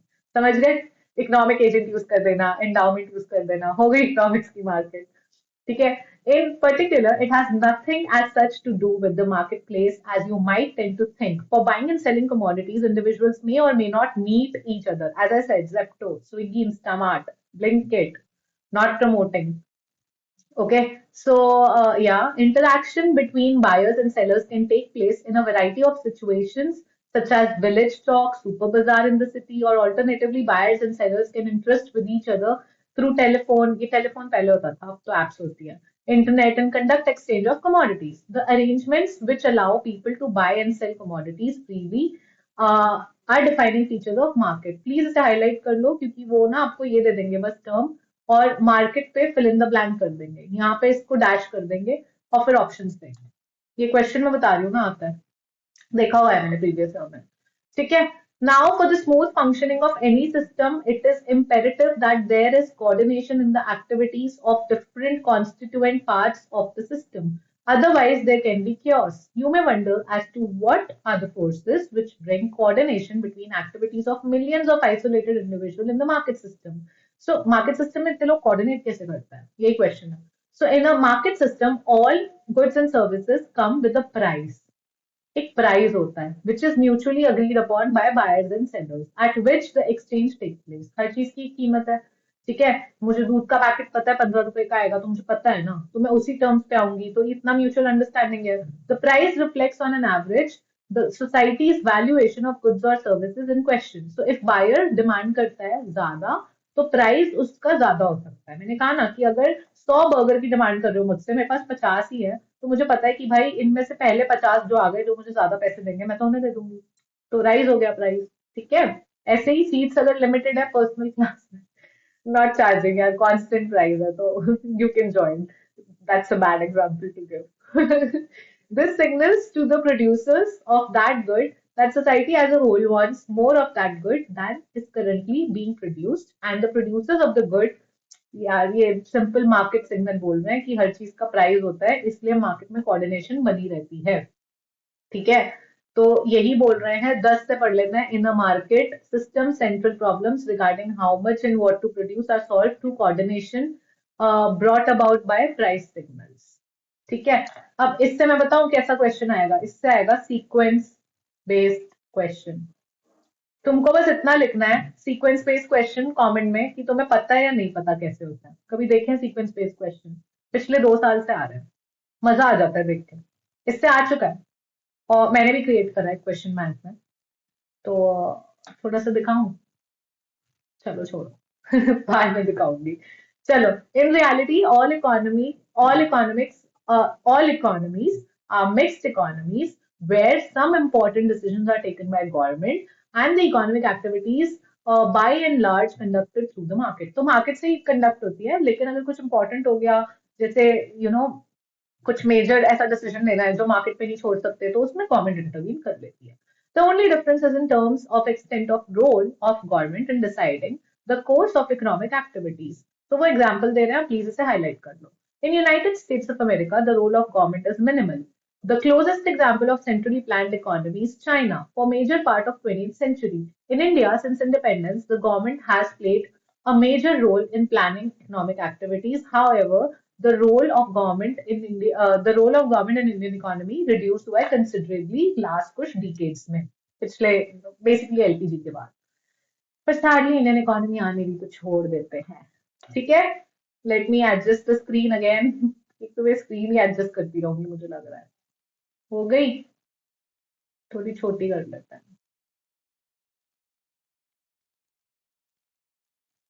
आई थिंक ठीक है, चलो दिख रहा है ना, वो मैटर करता है। Positive and normative economics. It has mention positive normative में बता देती हूँ। वैसे पॉजिटिव इकोनॉमिक्स होती है कि इंडिया में इस वक्त जो रेपो रेट है वो इतना परसेंट है, जितना भी परसेंट है, ठीक है, यू टू टाइप कितना परसेंट है, या इंडिया में इस वक्त अनएम्प्लॉयमेंट इतनी है। ये फैक्चुअल डेटा है, ये है, ठीक है, ये है। इसको पॉजिटिव कहते हैं। पॉजिटिव स्टेटमेंट्स या पॉजिटिव इकोनॉमिक्स वो होती है जो कि फैक्चुअल होती है, जो फैक्ट्स पे बेस्ड होती है, ठीक है, फैक्ट्स पे बेस्ड होती है और सीधी बात होती है कि ये है तो है। नॉर्मेटिव इकोनॉमिक्स क्या होती है? नॉर्मेटिव इकोनॉमिक्स होती है वैल्यू जजमेंट पे। यार, आपने बोला एग्जाम्पल अनएम्प्लॉयमेंट 8% है, ये तो फैक्ट्स है। I am saying unemployment should be somewhere between 3 to 5%। It should be, it is not, it should be. मैं तो जजमेंट पास कर रही हूँ ना, वैल्यू जजमेंट। तो ये नॉर्मेटिव इकोनॉमिक्स होती है, ठीक है, कि आज टेम्परेचर इस वक्त दिल्ली में 30 डिग्री है, ये फैक्चुअल डेटा है, ये पॉजिटिव इकोनॉमिक्स है। Right now in Delhi in March, the temperature should be 24%, 24 degree, right? Ought to be, it should be normative, simple. चलो अब एनसीईआरटी क्या बोलती हो पढ़ लेते हैं, ठीक है। It was mentioned earlier that in principle there are more than one ways to solving the central problem of economy. These different mechanisms in general are likely to give rise to different solutions, thereby resulting in different allocation of resources. Okay, therefore, it is important to understand which of these alternative mechanisms is more desirable for the economy as a whole. In economics, we try to analyze the different mechanisms and figure out the outcomes which are likely to result under each of these mechanisms. So we also try to evaluate the mechanisms by studying how desirable the outcome resulting from them. कुछ भी बोले जा रहे हैं यहाँ तक, कुछ भी, पर कोई नहीं पढ़ना है तो पढ़ना है, ठीक है। Often distinction is made between positive economic analysis and normative economic analysis, depending on whether we are trying to figure out how a particular mechanism functions or we are trying to evaluate it. In positive economic, अब काम की बात यहाँ से शुरू हो रही है, तो यहीं से हाईलाइट करना। In positive economic analysis, we study how different mechanisms function, and in normative, we try to understand whether these mechanisms are desirable or not. तो this is important, ये statement आ जाएगी, और ये statement में ना यहाँ positive और normative की जगह dash हो जाएगा और तुमको भरना होगा, तो इसलिए important है। लाइन उठ के आएगी एज इट इज, ये लाइन बाय लाइन क्वेश्चन आएगा, मैं बता रही हूँ, line by line word by word मैं बोलती हूँ ना, यहीं से आएगा। However, this distinction between positive and normative economic analysis is not very sharp one. The positive and normative issues involved in the study of central problem are very closely related to each other. मैंने समझा दिया ना क्या है, example आते हैं, वो मैंने बता दिया। फैक्चुअल वैल्यू जजमेंट उतना है, वो एनसीईआरटी में लिखा नहीं है। सो ये एनसीईआरटी मस्ट है, ये तो मैं बोल ही रही हूँ, पर ऐसा नहीं एनसीईआरटी के बाहर से कुछ नहीं आता, आता है, पर उसके लिए भी मैं बैठी हूँ ना कराने के लिए। तो जैसे मैंने बोला आपको पीपीएफ लिखना है, अगर आपको प्रोडक्शन पॉसिबिलिटी फ्रंटियर, अभी तो मैंने ऐसे ही बताया, मैंने स्लोप नहीं बताया क्या होता है, स्लोप इंक्रीजिंग होता है डिक्रीजिंग होता है वो नहीं बताया, पीपीएफ की शेप क्या होती है, कॉनकेव कब होती है, स्ट्रेट लाइन कब होता है ये नहीं बताया, शिफ्ट कब होता है, शिफ्ट और रोटेशन में क्या फर्क होता है, शिफ्ट रोटेशन एक्स एक्सिस पे क्या मतलब होता है, रोटेशन वाई एक्सिस पे क्या मतलब होता है, रोटेशन इनवर्ड का मतलब क्या होता है, रोटेशन आउटवर्ड का मतलब क्या होता है, कौन से सिनारियोज में ऐसा होता है, ये सारा ही कुछ अगर पढ़ना चाहते हो कल, तो पीपीएफ लिख दो कमेंट में, ताकि मेरे को पता हो और कल फिर मैं आपको पीपीएफ कराऊं, फिर मैं नेक्स्ट चैप्टर पे कंटिन्यू करूंगी, सो दैट आई नो एक चैप्टर खत्म हुआ ना, कितने चैप्टर हैं यार, कर लेंगे मिल बांट के, ये एक यूनिट अगर हमारी कल खत्म हो जाती है तो हमारी इसमें और 4 यूनिट बचेंगी, कर लेंगे वो भी, ठीक है। So that's not an issue. अब आते हैं difference between micro economics and macro economics में, ठीक है। Traditionally, the subject matter of economics has been studied under two broad branches, microeconomics and macroeconomics. Microeconomics में हम पढ़ते हैं बिहेवियर एक इंडिविजुअल का, माइक्रो, माइक्रो मतलब छोटा, छोटा मतलब इंडिविजुअल, एक इंडिविजुअल इकोनॉमिक एजेंट मार्केट में for different goods and services are determine through the interaction of individuals in these markets. इसीलिए हम इस पूरा माइक्रो इकोनॉमिक्स को जब हम पढ़ेंगे ना, तो ये वाली जो यूनिट होंगी, ये 2 यूनिट, यहाँ पे हम कंज्यूमर बनेंगे। मुझे बड़ा मजा आता है पढ़ाने में ना माइक्रो इकोनॉमिक्स, क्यों? क्योंकि पहले 2 यूनिट में हम कंज्यूमर बन जाते हैं, तो हम कंज्यूमर के तौर पे सोचेंगे, हम कुछ खरीद रहे होंगे और हम कंज्यूमर का माइंड रखेंगे। लेकिन जैसे ही हमारी 2 यूनिट खत्म होंगी, हमारा कंज्यूमर का दिमाग चलना बंद, अब हम बन जाएंगे प्रोड्यूसर्स, अब हम प्रोड्यूस करेंगे, अब हम गाड़ियां प्रोड्यूस करेंगे, हम H&M के ओनर बन जाएंगे, हम जारा के ओनर बन जाएंगे, अभी देखते जाओ हम कितने ब्रांड्स के ओनर बनेंगे, प्रोड्यूसर बन जाएंगे, हमारा माइंडसेट प्रोड्यूसर वाला होगा। फिर हम परफेक्ट कंपटीशन में पहुंच जाएंगे, परफेक्ट कंपटीशन में हम वो वाली मार्केट बन जाएंगे जहां हमारे बहुत कंपेटिटर होंगे। ठीक है, और फिर हम डिमांड एंड सप्लाई की एप्लीकेशन करेंगे। ये तो बहुत ही इंपॉर्टेंट यूनिट होने वाली है भाई, ये तो बहुत ध्यान से पढ़ना तुम लोग मेरे साथ। लेकिन मैं यही बता रही हूँ, 2 यूनिट कंज्यूमर, 2 यूनिट प्रोड्यूसर, और बाकी के यूनिट में दोनों। कंज्यूमर का दिमाग भी लगाएंगे, प्रोड्यूसर का भी, क्योंकि हमारे पास अब दोनों दिमाग। अब हमारा एक ब्रेन है, 2 यूनिट में कंज्यूमर बनेगा, बाकी की 2 यूनिट में प्रोड्यूसर बनेगा, फाइनल यूनिट में आधा हो जाएगा, प्रोड्यूसर और कंज्यूमर बन जाएगा। समझ रहे हो क्या बोल रही हूँ?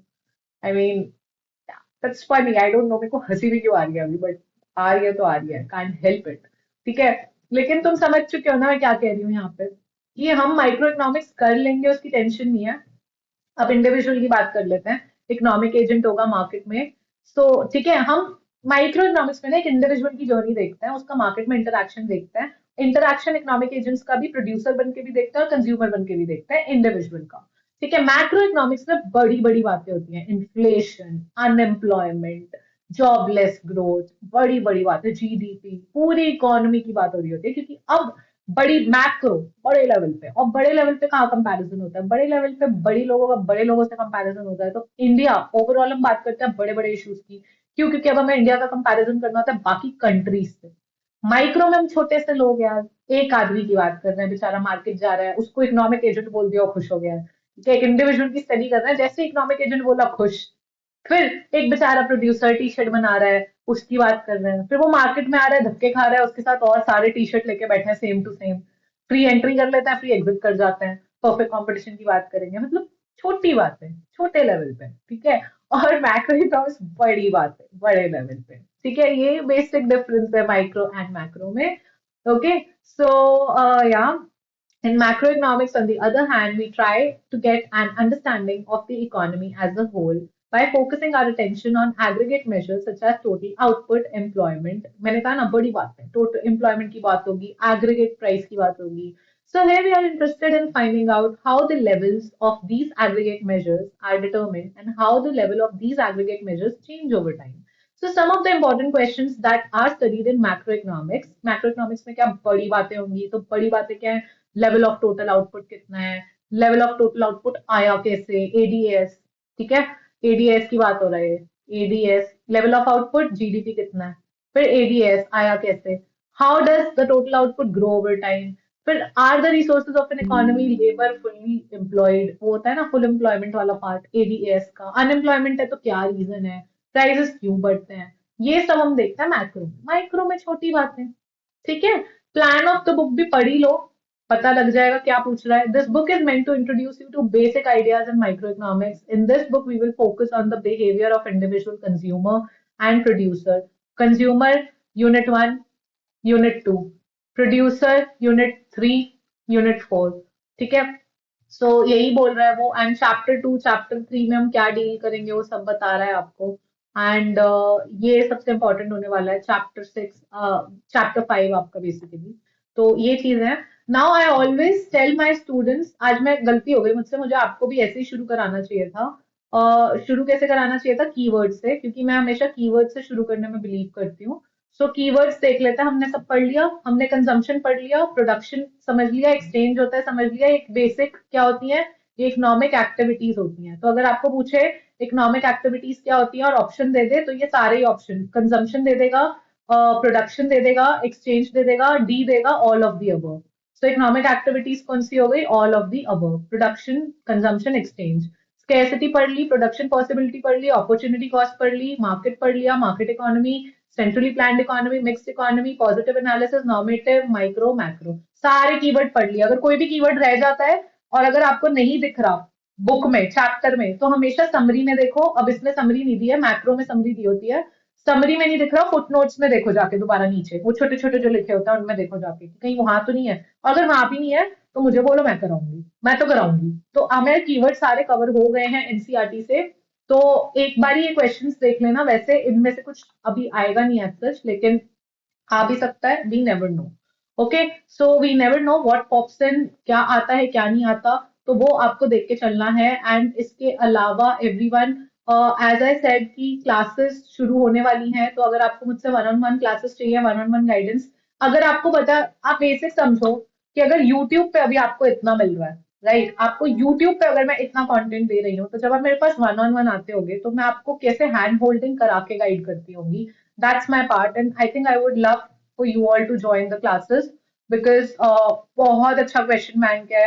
ये क्वेश्चन बैंक पास्ट 3 साल से बहुत बच्चों को हेल्प कर रहा है उनके टॉप कॉलेजेस में जाने के लिए, एंड इस साल with the given changes I think you need more of practice. I mean only NCERT is not enough. NCERT is a must, but it's not enough until and unless you practice some really high value questions. That is what will make a difference. Okay. So 90% of the people, 99% of the people don't follow the practice portion of the high value questions. That is why they're not in the SRCC, and SRCC में कम ही लोग पहुंच पाते हैं, या आपके dream college में।